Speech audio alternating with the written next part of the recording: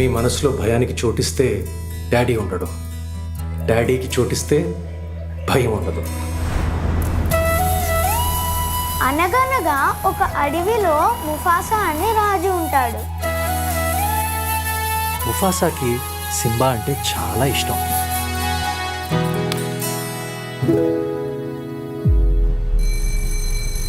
I want every student studying in our school to get 100% in every subject. ఈసారి ఎలా అయినా top marks రావాలి sir. Top marks వస్తాయి అమ్మా, కానీ మీ అందరి టాప్ లో సబ్జెక్ట్ కరెక్ట్ గా ఎక్కాలి కదా. ప్రిన్సిపల్ మేడం మిమ్మల్ని పిలుస్తున్నారు సార్.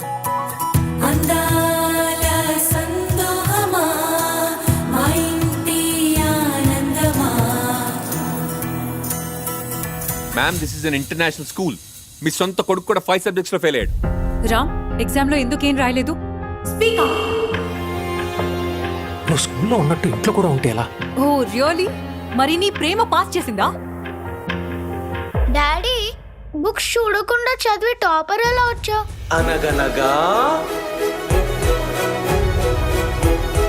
ఎడ్యుకేషన్ వేరు, ఎంటర్టైన్మెంట్ వేరు. దేన్నో తీసుకొచ్చి సింహాసనం మీద కూర్చోబెట్టి అదేదో చేసింది కదా. నాకు సరిగ్గా గుర్తులేదు, మీ ఆయన చెప్పుకుంటాడు. వాట్స్ హ్యాపెనింగ్ యాస్? Are you out of your mind? ఇప్పుడు ఆలోచించాల్సింది రామ్ గురించి. నీలా బట్టలు వేయడం స్టార్ట్ చేశాడు, నీలా బుక్స్ చదవడం స్టార్ట్ చేశాడు, అండ్ పెద్దయ్యాక నీలానే he will end up nothing. Ram నన్ను వదులు, రామ్ నన్ను వదలమన్నానా?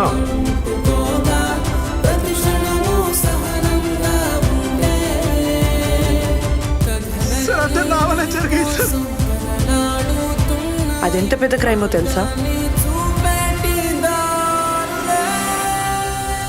తల్లి జన్మనించినప్పుడు కేవలం ఒక ప్రాణం పుడుతుంది. ఎప్పుడైతే బ్రతుకు మనకు కష్టాల్ని ఇస్తుందో అప్పుడు ఒక జీవితం పుడుతుంది. ఎందుకు రామ్ నేనంటే నీకు అంత ఇష్టం? ఎందుకంటే నువ్వు నాన్నవి కదా.